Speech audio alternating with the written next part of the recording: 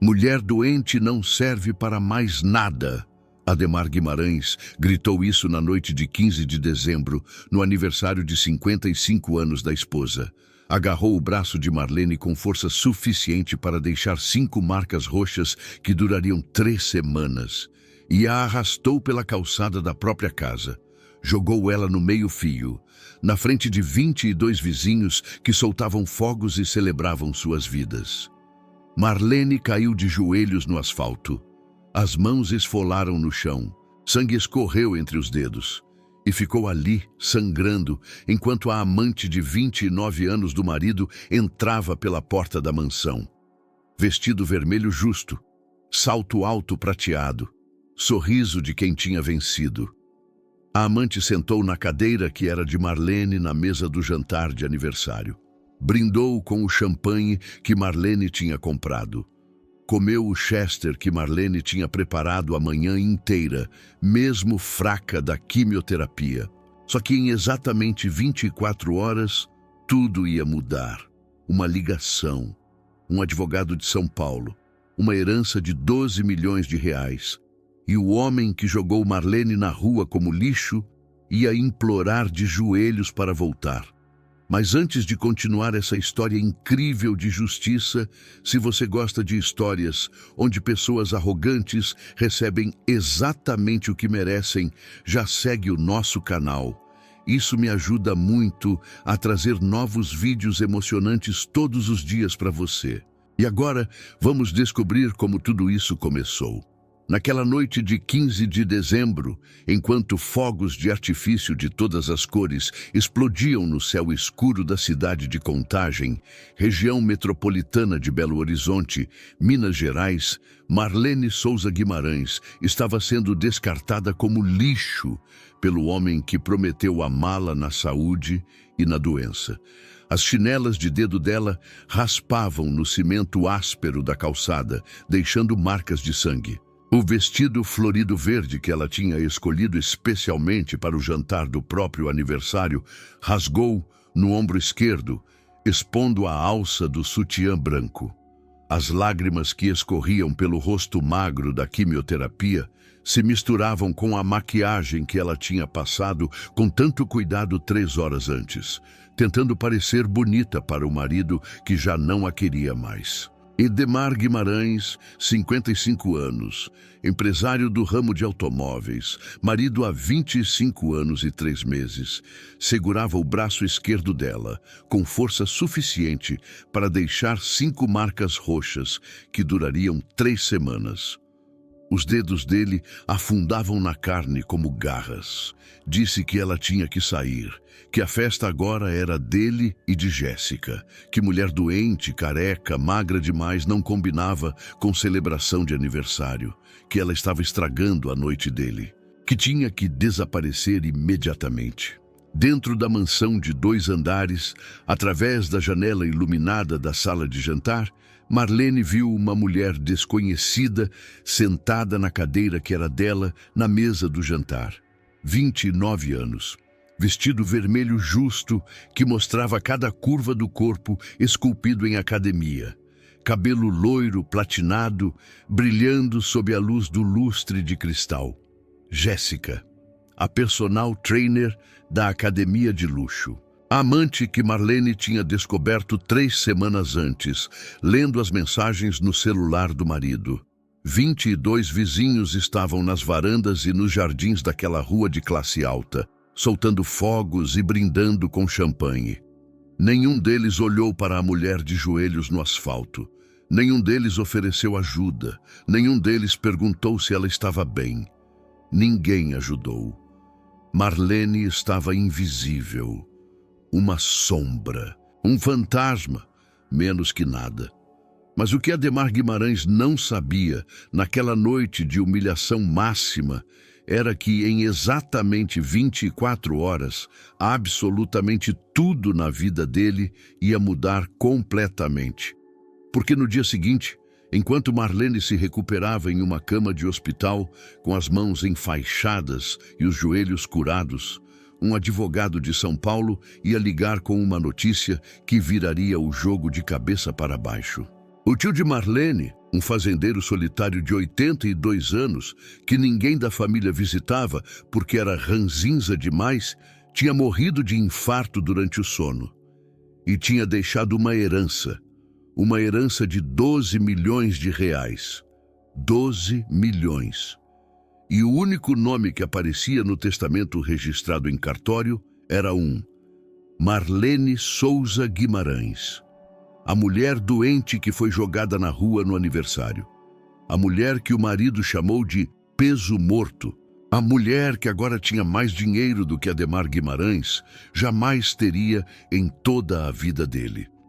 Esta é a história de Marlene Souza Guimarães e de como Adhemar Guimarães descobriu, da pior forma possível, que nunca se deve abandonar quem te amou quando você era nada. Se você conhece alguém que passou por algo parecido, compartilha essa história, porque a vingança de Marlene vai te deixar de queixo caído e a humilhação de Adhemar vai te dar uma satisfação que você não imagina.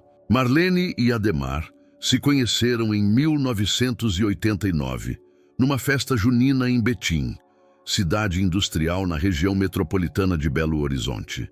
Ela tinha 22 anos, professora de português recém-formada pela faculdade pública. Cabelo preto ondulado que descia até a cintura, sorriso tímido que iluminava o rosto quando ela se permitia relaxar. Sonhava em ter uma família grande, com pelo menos 3 filhos, e uma casa com jardim onde pudesse plantar rosas como a mãe fazia. Ele tinha 25 anos, vendedor de carros usados em uma lojinha de esquina, ambição queimando nos olhos castanhos. Conversa macia que fazia qualquer mulher se sentir especial. Prometeu para Marlene que ia conquistar o mundo e levá-la junto para a viagem.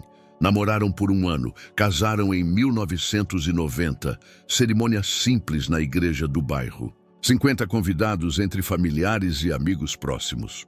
Bolo de 3 andares feito pela sogra de Marlene, que era doceira de mão cheia.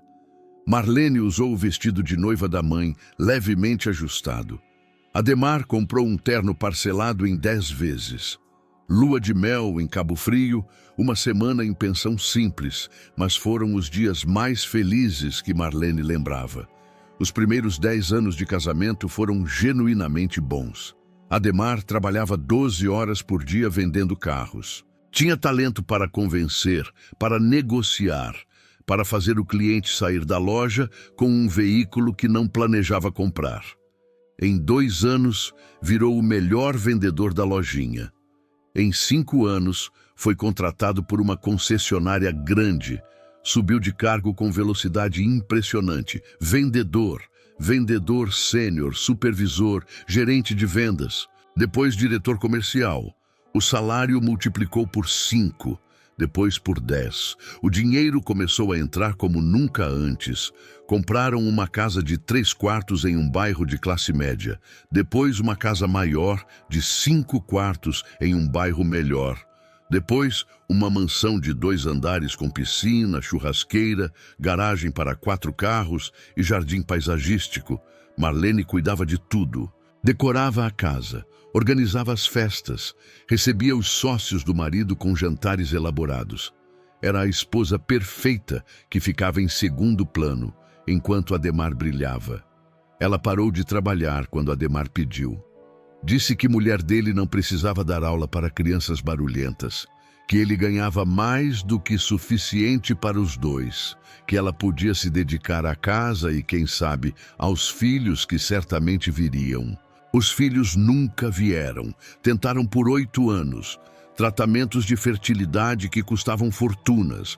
Médicos especialistas em São Paulo. Exames invasivos e humilhantes. Inseminações artificiais que não funcionavam. 2 tentativas de fertilização in vitro que terminaram em decepção. Marlene chorava sozinha no banheiro depois de cada teste de gravidez negativo. Adhemar ficava irritado. Dizia que não era culpa dele, que os exames mostravam que era algo com ela, que talvez fosse melhor aceitar e seguir em frente. Aos 40 anos, Marlene desistiu de tentar ter filhos.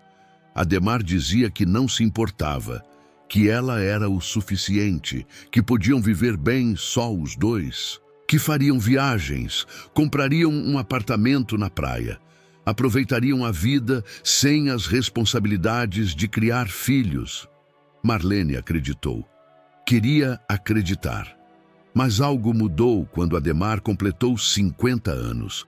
A mudança foi gradual, quase imperceptível no início. Ele começou a chegar mais tarde do trabalho. Viagens de negócios que antes duravam 2 dias, agora estendiam pelo fim de semana inteiro. O celular tocava em horários estranhos e ele levantava para atender em outro cômodo. Marlene notava o cheiro de perfume diferente nas camisas quando separava a roupa para lavar. Um perfume doce, floral, que não era o dela. Notava marcas de batom nas golas que não combinavam com a cor que ela usava. Notava mensagens no celular que ele escondia virando a tela para baixo. Perguntou uma vez, timidamente, sobre as viagens frequentes. Adhemar respondeu com irritação. Disse que ela estava desconfiada, que era trabalho, que se ela não entendesse as demandas da carreira dele, talvez não merecesse os benefícios. Marlene não perguntou de novo. Tinha medo de perguntar, medo da resposta. Medo de perder a vida que conhecia há 24 anos. Então fingiu não ver. Fingiu não sentir o perfume estranho. Fingiu não notar as mentiras mal contadas. Fingiu que o casamento ainda funcionava. Em março de 2014, 9 meses antes do aniversário fatídico, Marlene foi ao médico para um check-up de rotina. Tinha 54 anos e fazia exames preventivos anualmente desde os 40. O ginecologista pediu os exames de sempre. Exames de sangue completos, Papa Nicolau, ultrassom pélvico e mamografia de rotina. O resultado chegou em 1 semana. O médico ligou pessoalmente. Pediu para Marlene ir ao consultório com urgência. Disse que precisavam conversar sobre os exames. Marlene foi sozinha.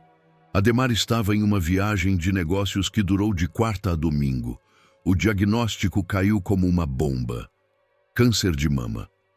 Estágio 1, o que significava que estava localizado apenas na mama, sem se espalhar.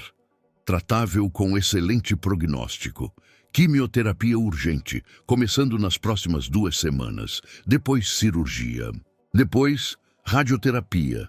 O médico explicou tudo com paciência.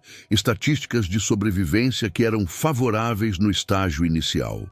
Protocolos de tratamento, efeitos colaterais esperados, queda de cabelo, náuseas, fadiga extrema, possível menopausa precoce. Marlene ouviu tudo em silêncio, as mãos geladas, o coração acelerado, a mente processando a palavra câncer como se fosse em outra língua. Contou para Adhemar naquela noite, quando ele voltou da viagem. Esperava que ele a abraçasse, que chorasse com ela, que dissesse que enfrentariam juntos, que jurasse ficar ao lado dela em cada sessão de quimioterapia. Adhemar ouviu em silêncio. O rosto não mostrava emoção nenhuma. Depois de 2 minutos de silêncio, disse apenas isso. Disse que aquilo era muito inconveniente, que tinha planos importantes para os próximos meses, negociações, viagens, reuniões com investidores, e que não podia ficar preso cuidando de doente. Marlene achou que era o choque falando, que ele precisava de tempo para processar a notícia devastadora, que ia acordar no dia seguinte e perceber o que tinha dito, que ia pedir desculpas e prometer apoio incondicional. Mas não pediu desculpas, não prometeu nada.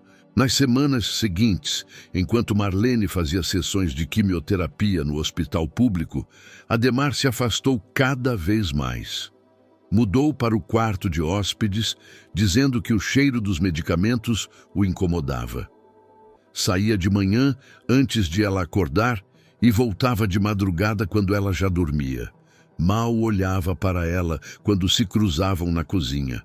O cabelo de Marlene começou a cair 2 semanas depois da primeira sessão. Tufos inteiros ficavam no travesseiro, no chuveiro, na escova.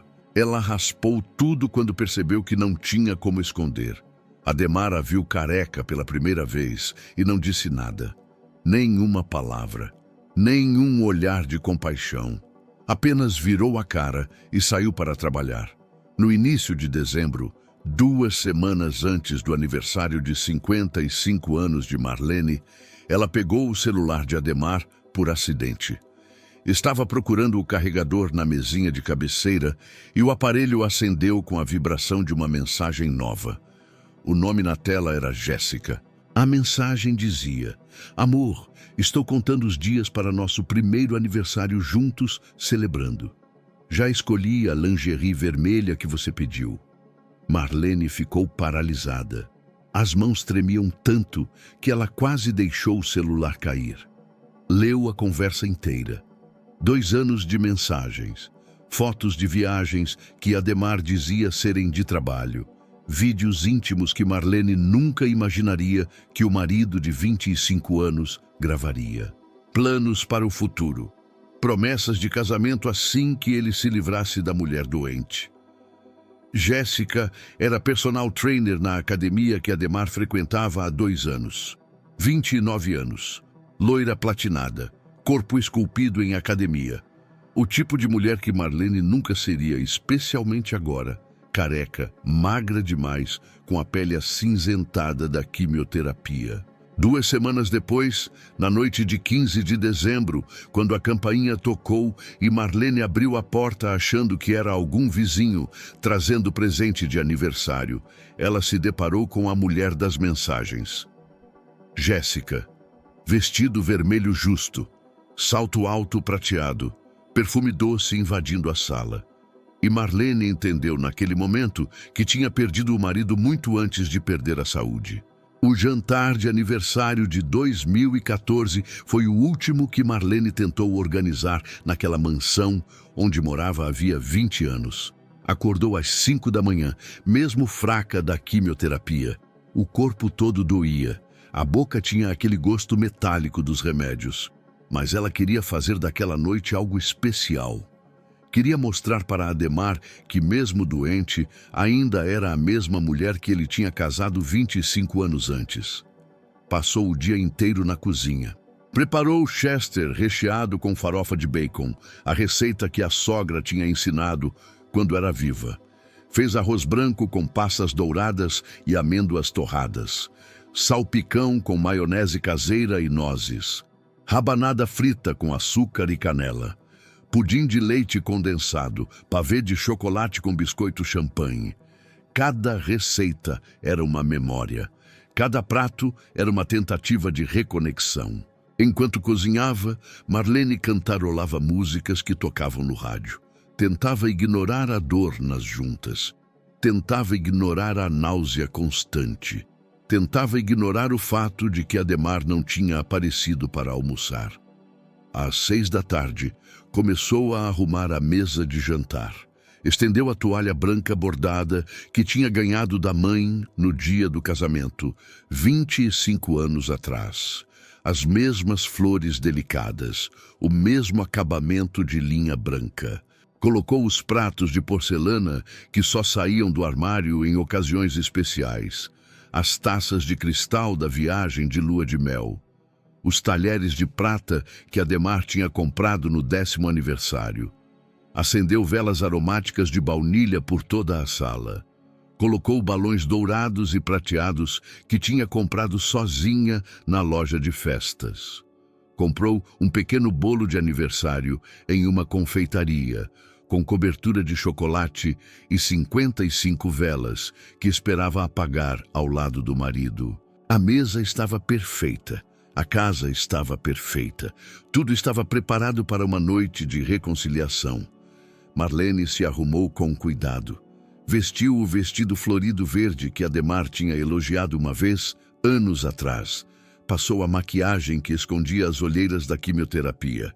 Colocou o único brinco que ainda tinha, uma pérola solitária que era a herança da mãe. No espelho, viu uma mulher cansada tentando parecer saudável.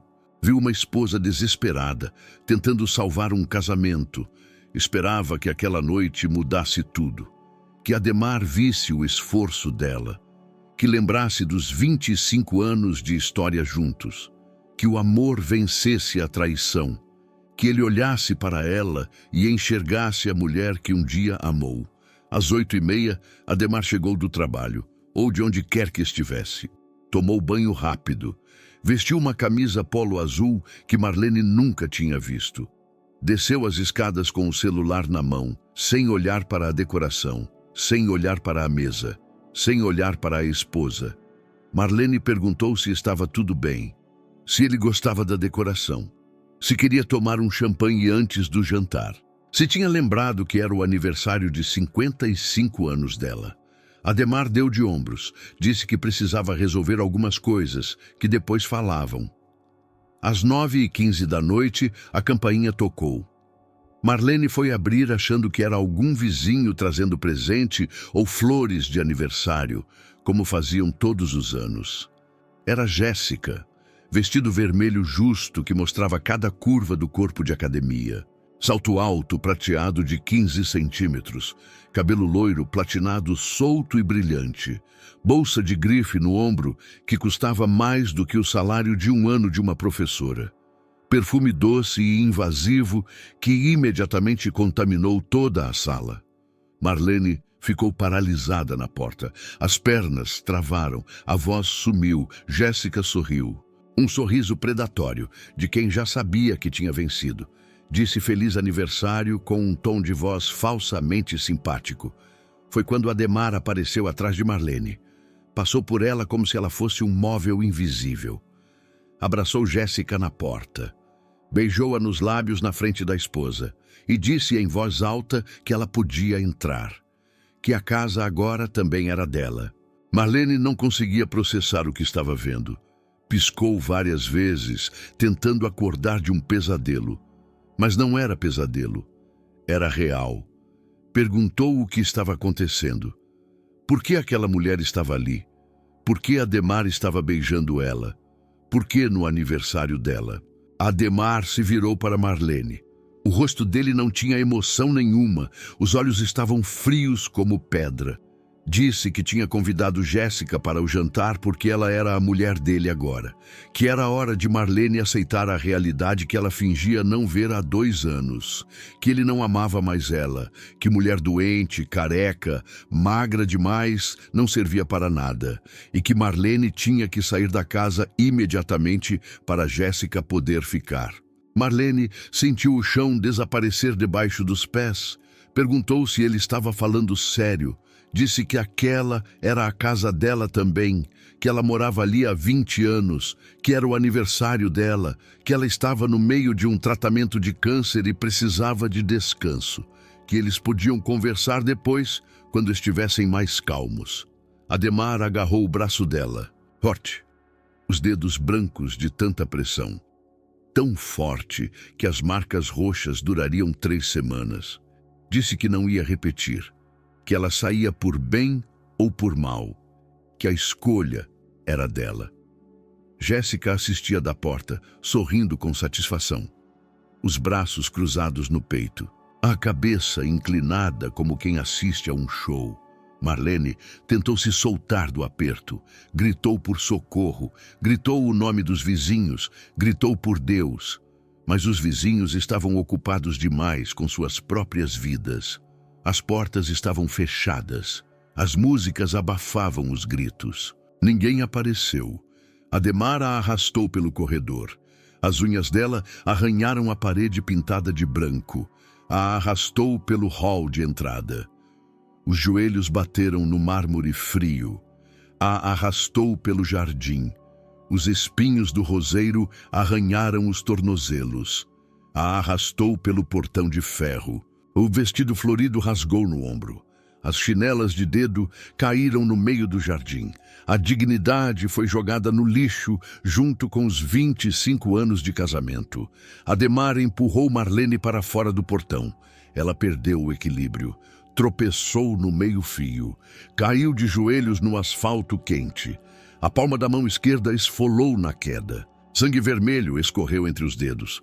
A meia calça rasgou nas 2 pernas. O vestido ficou imundo de poeira e sujeira de rua.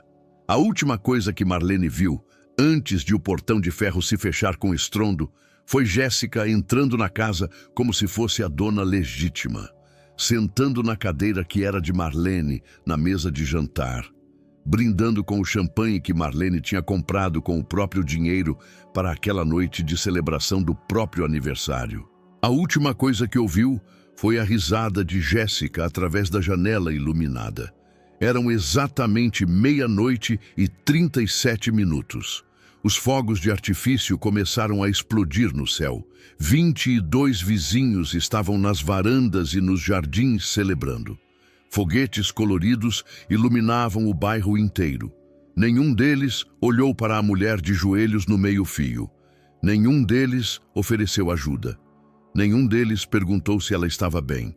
Marlene ficou ali por 15 minutos, chorando sozinha, sangrando na mão, enquanto o mundo ao redor celebrava e ela havia sido descartada como lixo, no aniversário de 55 anos dela.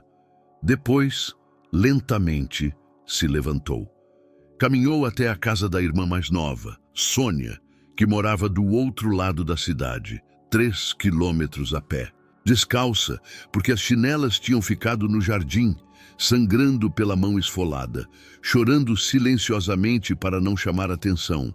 As pessoas que passavam de carro nem diminuíam a velocidade. Os pedestres que cruzavam desviavam o caminho.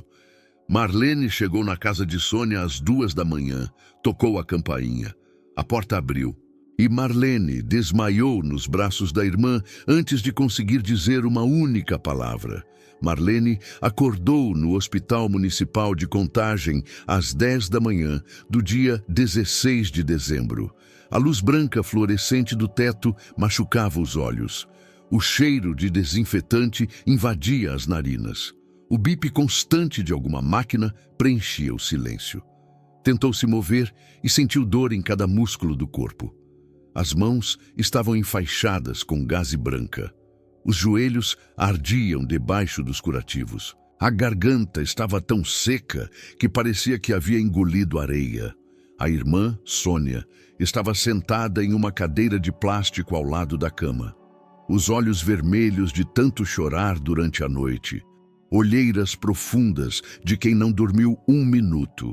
Segurava a mão enfaixada de Marlene com uma delicadeza que contrastava com a força do aperto.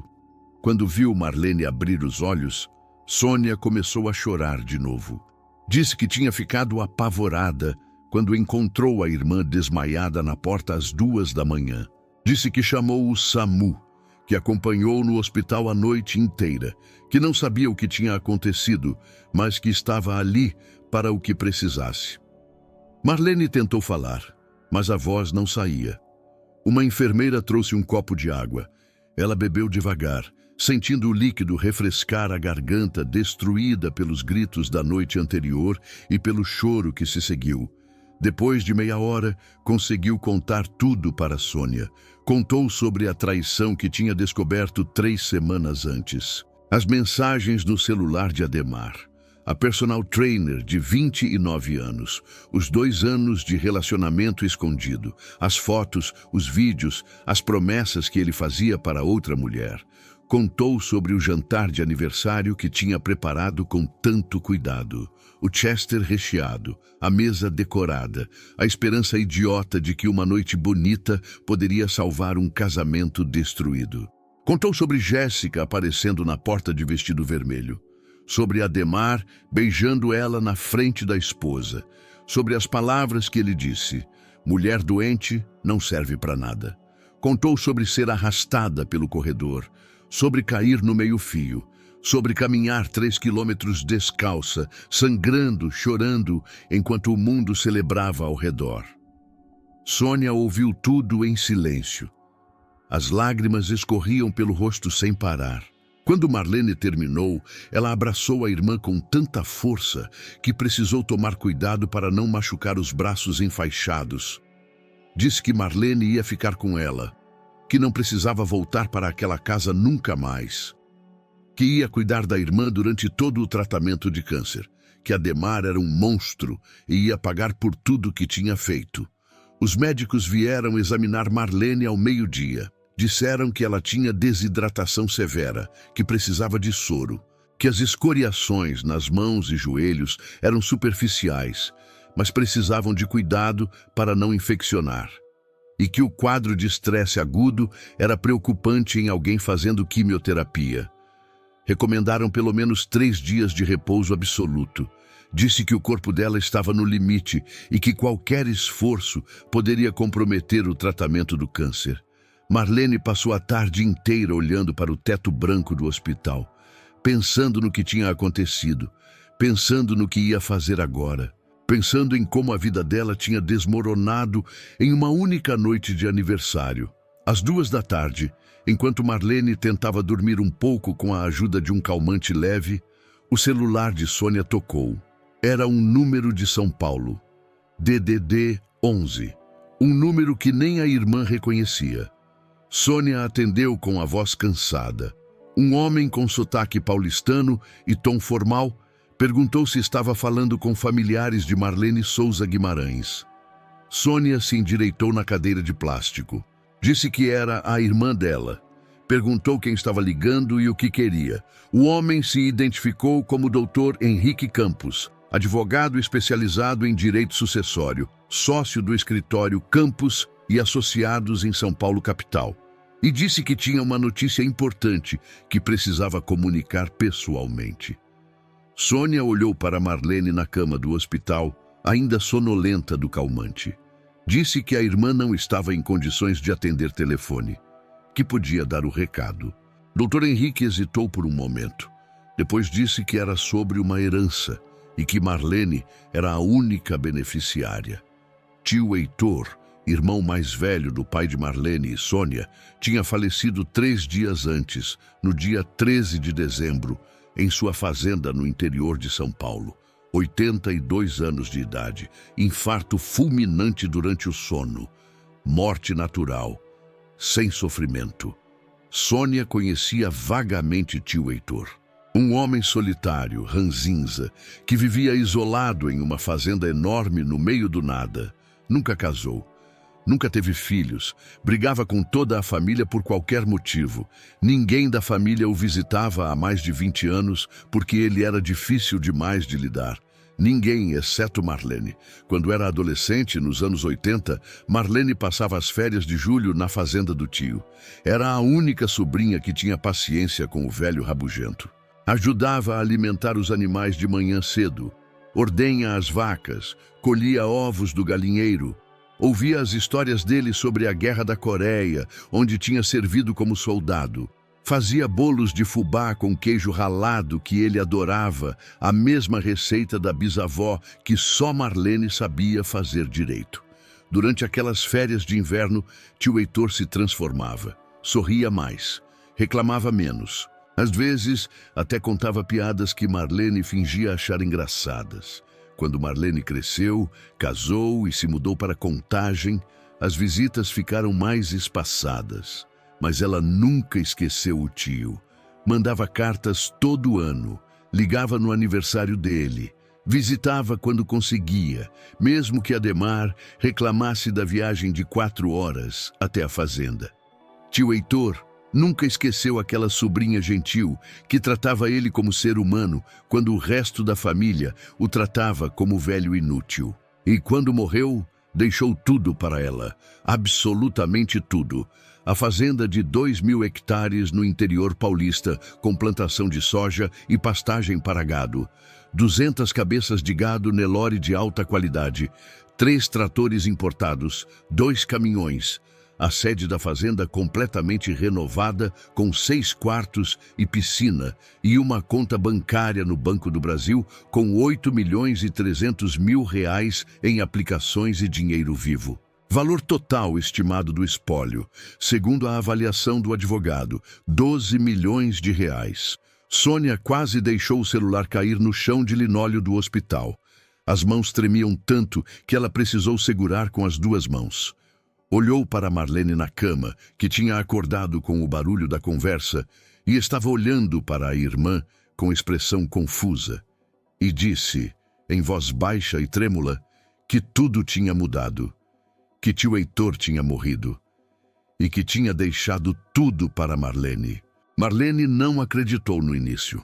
Achou que era golpe, ou delírio de hospital causado pelos remédios, ou algum erro absurdo de identificação. Mas Dr. Henrique enviou os documentos por e-mail naquela mesma hora. O testamento assinado e reconhecido em cartório de São Paulo em março daquele mesmo ano. A avaliação detalhada de cada bem do espólio por um perito judicial. A certidão de óbito. Os documentos do inventário já em andamento. 12 milhões de reais para Marlene Souza Guimarães. E apenas para Marlene. Nenhum centavo para outros sobrinhos. Nenhum centavo para primos distantes. Nenhum centavo para instituições de caridade. Tudo para a única pessoa que tinha tratado tio Heitor com amor. A mulher que tinha sido expulsa de casa na noite do próprio aniversário como se fosse lixo, agora era milionária. Uma das pessoas mais ricas de toda a família extensa. A primeira coisa que Marlene fez quando saiu do hospital foi contratar advogados. 3 deles, todos especialistas em áreas diferentes. O primeiro era Dr. Ricardo Almeida, um advogado de família com 30 anos de experiência em divórcios complicados. Tinha a reputação de nunca perder um caso envolvendo traição e abandono. Cobrava caro, mas entregava resultados. O segundo era a doutora Patrícia Mendes, especialista em direito patrimonial e sucessório. Ia cuidar da herança do tio Heitor, garantindo que cada centavo fosse protegido legalmente antes de qualquer movimento de Ademar. O terceiro era Dr. Fernando Costa, um investigador particular com licença de advogado. Especialidade: descobrir o que as pessoas escondiam. Dinheiro em paraísos fiscais, amantes secretas, dívidas que ninguém conhecia. Marlene os reuniu na casa da irmã Sônia, 3 dias depois de receber a notícia da herança. Sentou na sala de jantar modesta, com uma xícara de chá na frente e os olhos ainda inchados de tanto chorar. Disse que queria saber tudo, absolutamente tudo, sobre a vida financeira que ela e Ademar tinham construído em 25 anos de casamento. Cada conta bancária, cada imóvel, cada dívida, cada centavo que entrou e saiu nos últimos 5 anos. Dr. Fernando sorriu. Disse que era exatamente o tipo de trabalho que ele mais gostava e que em 2 semanas teria um dossiê completo sobre Ademar Guimarães. As 2 semanas seguintes foram uma montanha-russa emocional para Marlene. Enquanto fazia quimioterapia de manhã, recebia ligações dos advogados à tarde com descobertas cada vez mais perturbadoras. No 3º dia, Dr. Fernando mandou uma mensagem. A concessionária de Ademar tinha dívidas de R$1.800.000 com fornecedores de veículos. Nenhum desses pagamentos estava no nome de Marlene. No 5º dia, outra descoberta. Havia 2 empréstimos bancários não declarados, totalizando R$900 mil. O dinheiro tinha ido para a conta pessoal de Ademar e desaparecido em saques em espécie. No 7º dia, a bomba. Ademar tinha colocado a casa do casal, o apartamento de praia em Guarapari e os 2 carros como garantia de um 3º empréstimo de R$400 mil. E tinha falsificado a assinatura de Marlene nos documentos. Quando Marlene leu o relatório parcial, as mãos dela tremiam tanto que ela quase derrubou os papéis no chão. Durante 25 anos, ela tinha confiado cegamente no marido. Achava que a concessionária estava bem. Achava que as finanças estavam estáveis. Achava que Ademar era um homem íntegro que cuidava da família. Estava errada em tudo. No 10º dia, o relatório estava completo. Ademar Guimarães devia mais de R$3.200.000 para bancos, fornecedores, funcionários e até agiotas clandestinos. A concessionária estava à beira da falência. Os credores já tinham iniciado processos de cobrança. Em menos de 6 meses, tudo seria penhorado. E o pior, Pelo regime de comunhão parcial de bens do casamento, Marlene seria responsável por metade dessas dívidas. Se o divórcio acontecesse de forma normal, ela perderia uma parte significativa da herança para pagar os credores do marido que a tinha jogado na rua. Doutora Patrícia ficou em silêncio quando leu o relatório. Depois, disse que tinha boas e más notícias. A má notícia era que a situação era grave, muito grave. A boa notícia era que os documentos falsificados eram uma arma poderosa. Se provassem que Marlene não tinha autorizado os empréstimos com sua assinatura, ela poderia anular esses contratos. E se conseguissem comprovar fraude, Ademar seria exclusivamente responsável pelas dívidas. Doutora Patrícia fez uma lista de tudo que precisavam investigar. Conseguiu cópias dos contratos originais. Contratou um perito grafotécnico para analisar as assinaturas. Reuniu testemunhas dos funcionários dos bancos. Em uma semana, tinha provas suficientes para abrir um processo criminal contra Ademar por falsificação de documentos. Mas Marlene não queria cadeia para o ex-marido. Queria algo diferente. Queria liberdade.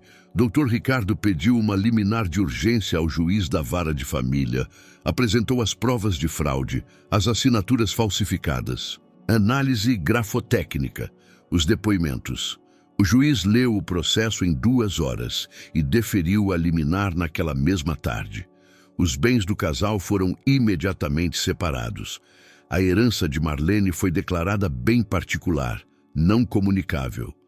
As dívidas com assinaturas falsificadas foram anuladas e transferidas exclusivamente para Ademar. Marlene estava protegida.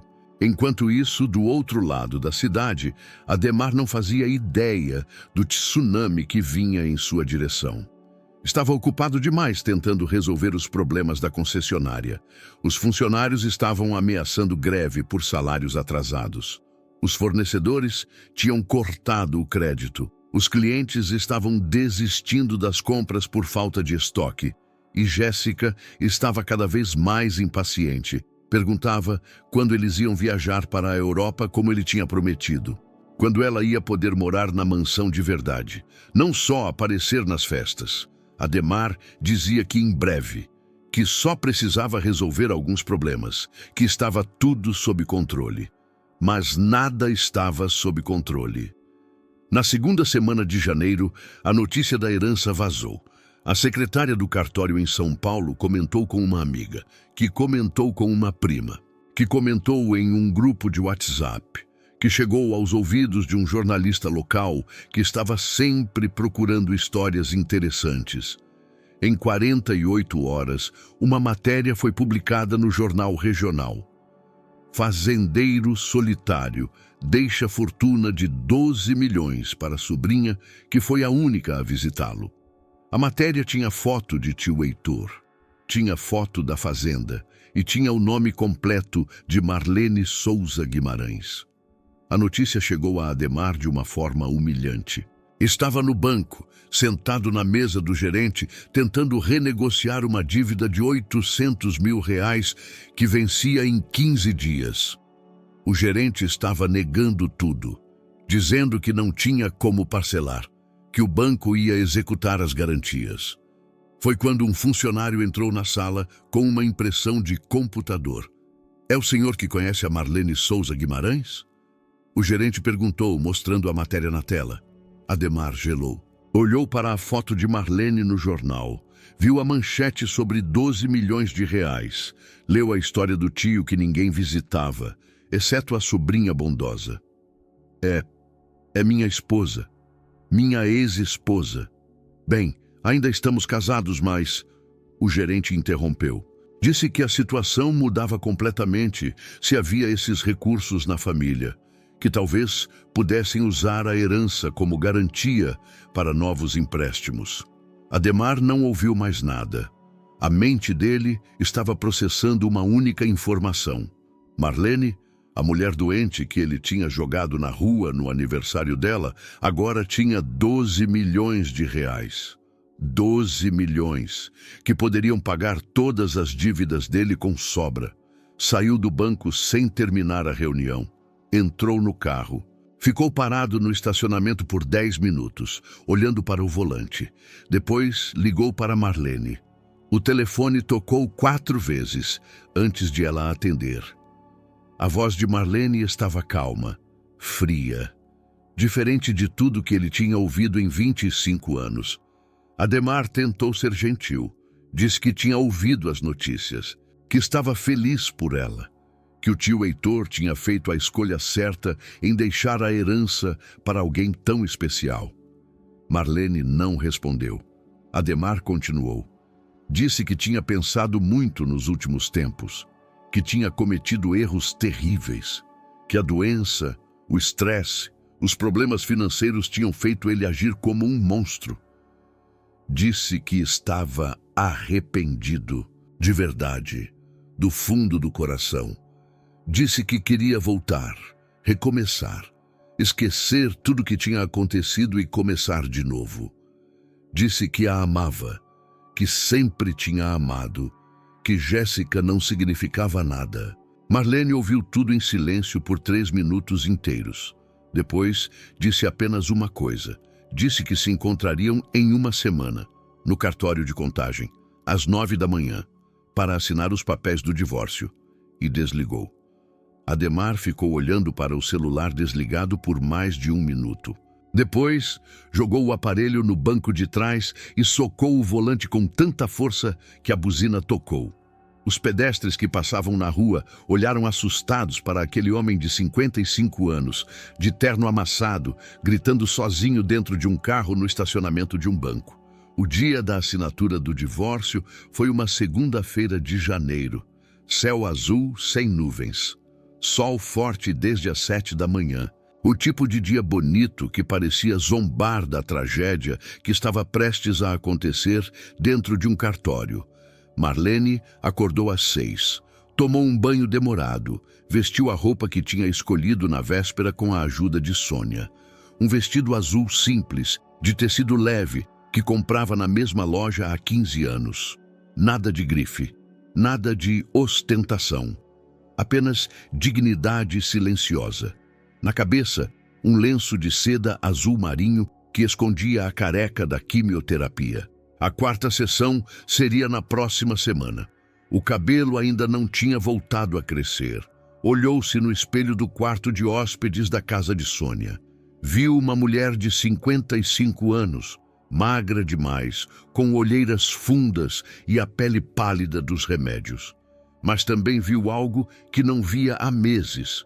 Um brilho nos olhos. Um brilho de quem estava prestes a recuperar alguma coisa que tinha sido roubada. Sônia preparou um café da manhã reforçado.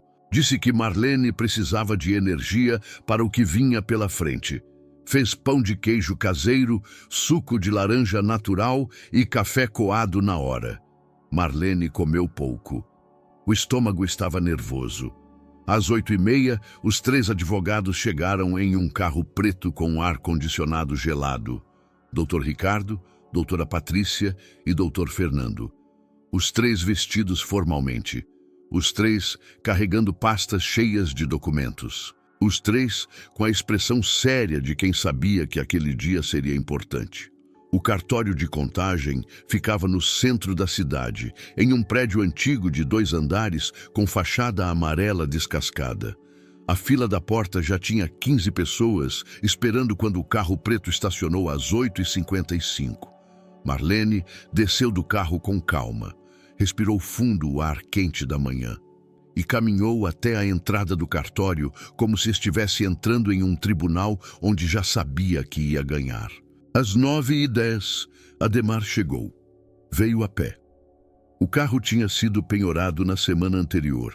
Caminhava devagar, arrastando os sapatos gastos no asfalto quente. O terno que ele usava não cabia mais direito.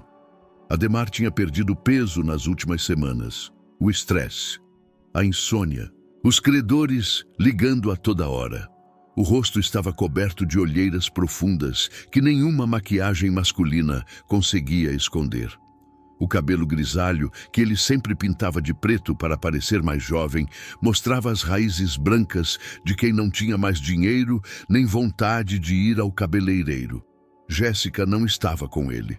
Tinha terminado o relacionamento uma semana antes, quando descobriu toda a verdade sobre a situação financeira de Ademar.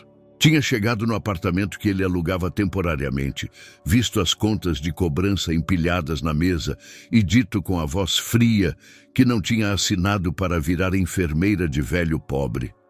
Disse que tinha sido divertido enquanto durou e saiu sem olhar para trás.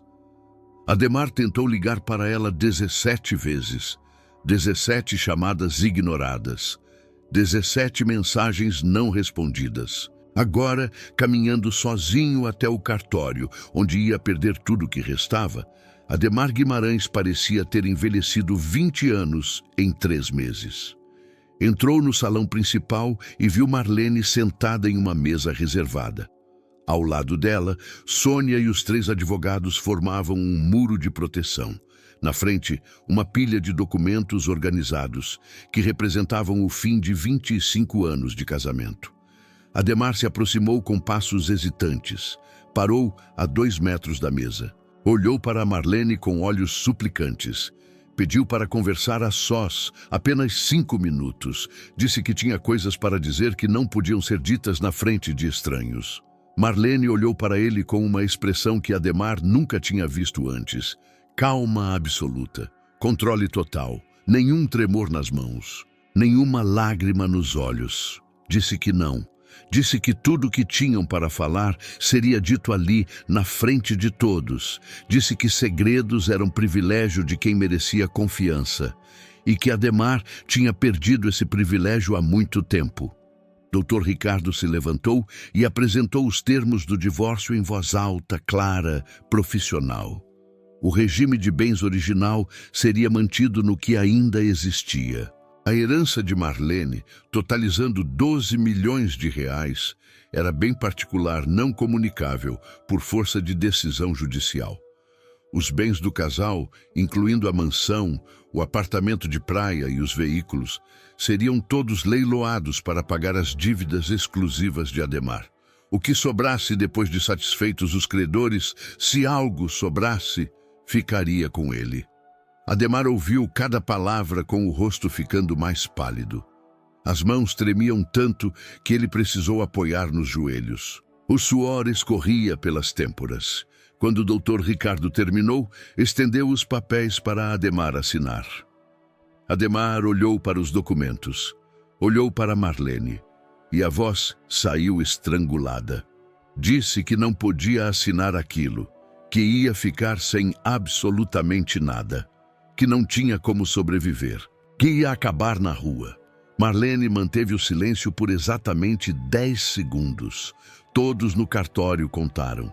O único som era o relógio de parede marcando cada segundo. Depois, disse algo que todos os funcionários, clientes e advogados presentes naquele cartório lembraram por anos. Disse que na noite de 15 de dezembro de 2014, na noite do aniversário de 55 anos dela, às 00:37, enquanto fogos de artifício explodiam no céu, Ademar Guimarães tinha arrastado ela pela calçada e jogado na rua como se fosse lixo. Tinha dito que mulher doente não servia para nada. Tinha colocado a amante de 29 anos na cadeira dela, na mesa do jantar de aniversário. Diz que ela tinha ficado no meio-fio sangrando, chorando, enquanto os vizinhos soltavam fogos e celebravam a vida. Que tinha caminhado 3 quilômetros descalça até a casa da irmã. Que tinha desmaiado na porta.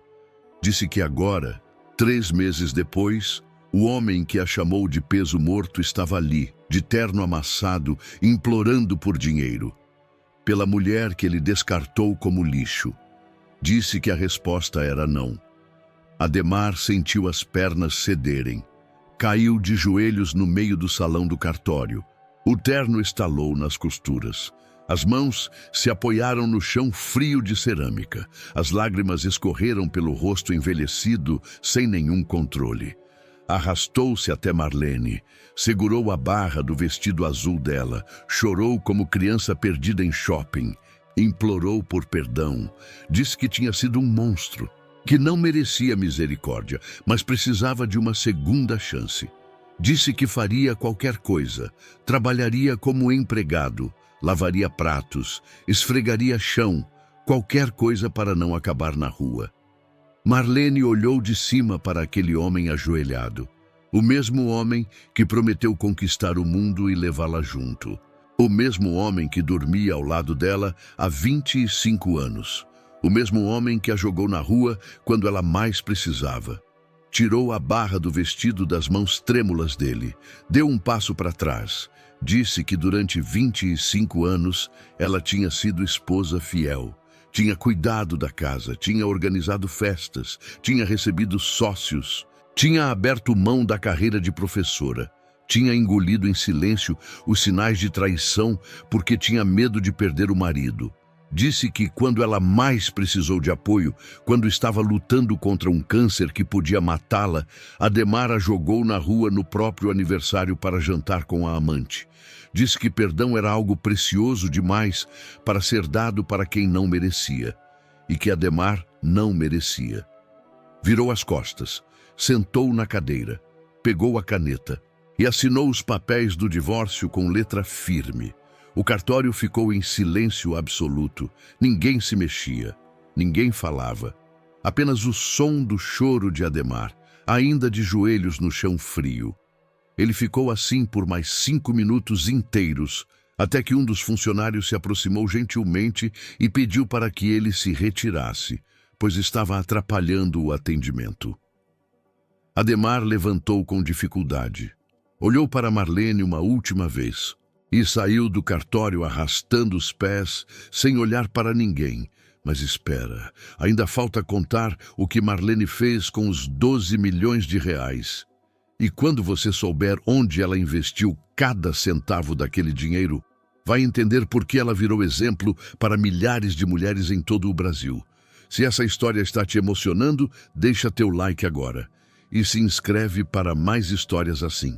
1 ano depois da assinatura do divórcio no cartório de Contagem, muita coisa tinha mudado na vida de Marlene Souza Guimarães. O tratamento de quimioterapia terminou em junho. Foram 6 meses de sessões semanais, de náuseas constantes, de fraqueza extrema.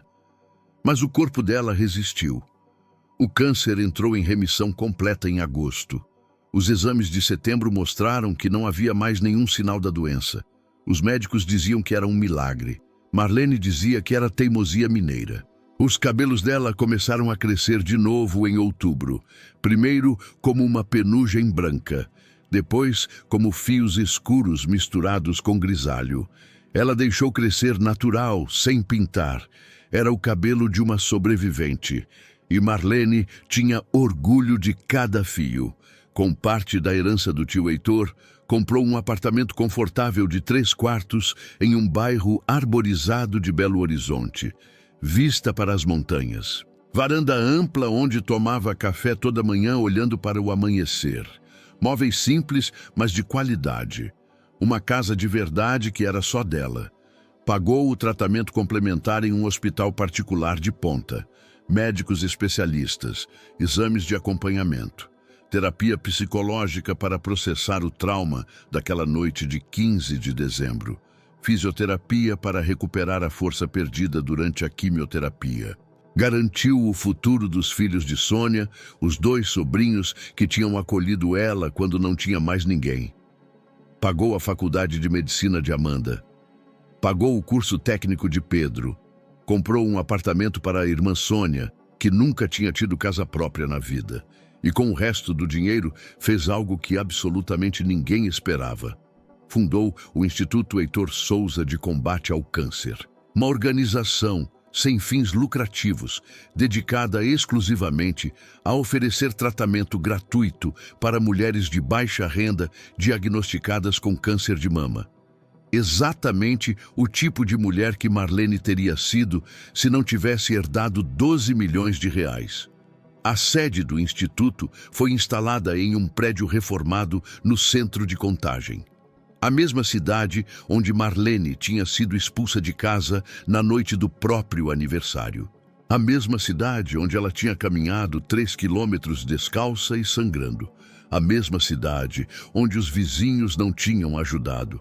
Agora, naquela mesma cidade, Marlene ajudava centenas de mulheres todos os meses. Em 2 anos de funcionamento, o Instituto Heitor Souza atendeu mais de 1.200 mulheres. Pagou quimioterapias completas para quase 800 delas. Comprou perucas de qualidade para mulheres que perdiam o cabelo. Ofereceu apoio psicológico gratuito com psicólogas especializadas em oncologia. Ajudou famílias inteiras a não desmoronarem diante do diagnóstico devastador. Marlene virou símbolo nacional de superação. Foi entrevistada por revistas de grande circulação. Apareceu em programas de televisão matinais contando sua história. Recebeu homenagens de associações médicas e organizações de direitos das mulheres. Foi convidada para palestrar em congressos de oncologia.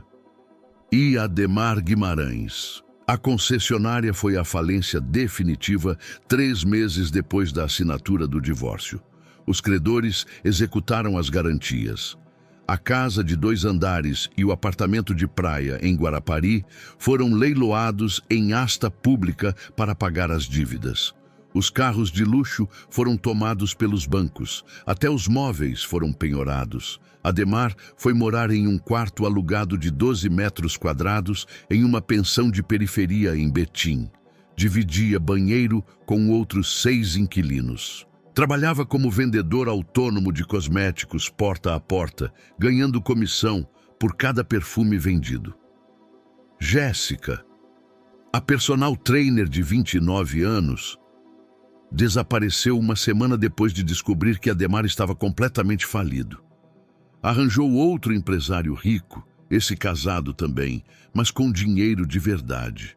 Um que não estava afundado em dívidas. Um dia, 2 anos depois de tudo, Marlene estava saindo do instituto às 6 da tarde, quando viu um homem sentado no meio-fio do outro lado da rua. Era Ademar. Envelhecido 20 anos em apenas 2, cabelo completamente branco, rosto cavado de quem dormia mal, roupas simples de feira, sapatos gastos nas solas, olhando para o prédio do instituto com olhos vazios e distantes. Marlene atravessou a rua devagar. Sentou ao lado dele no meio-fio, exatamente como tinha sentado 2 anos antes, sangrando e chorando, expulsa da própria casa. Ficaram em silêncio absoluto por 1 minuto inteiro, até que Ademar quebrou o silêncio. A voz saiu fraca, rouca, quase irreconhecível. Disse que tinha visto todas as reportagens sobre o instituto, que ela tinha feito coisas incríveis, que tinha ajudado centenas de mulheres, que tinha transformado dor em propósito, e que ele não tinha orgulho nenhum de quem ele próprio tinha se tornado. Marlene olhou para aquele homem que tinha sido marido dela por 25 anos, que tinha prometido conquistar o mundo e levá-la junto, que tinha jogado ela na rua quando ela mais precisava, que tinha trocado ela por uma amante mais jovem porque mulher doente não servia para nada. E disse apenas uma coisa. Disse que esperava que ele tivesse aprendido, finalmente, que dinheiro não era a coisa mais importante do mundo, que dignidade valia mais do que fortuna, e que as pessoas que você maltrata e humilha podem ser exatamente as pessoas que vão brilhar muito mais do que você um dia. Depois levantou devagar, ajustou a bolsa no ombro e entrou no instituto sem olhar para trás.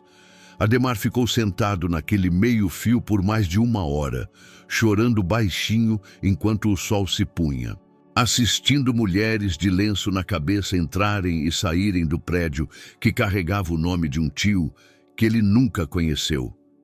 E foi assim que uma professora aposentada de 55 anos, expulsa de casa na noite do próprio aniversário por um marido que a chamou de peso morto, provou que a vida tem uma forma estranha e implacável de fazer justiça, que as portas que se fecham com violência às vezes abrem janelas imensas para o mundo.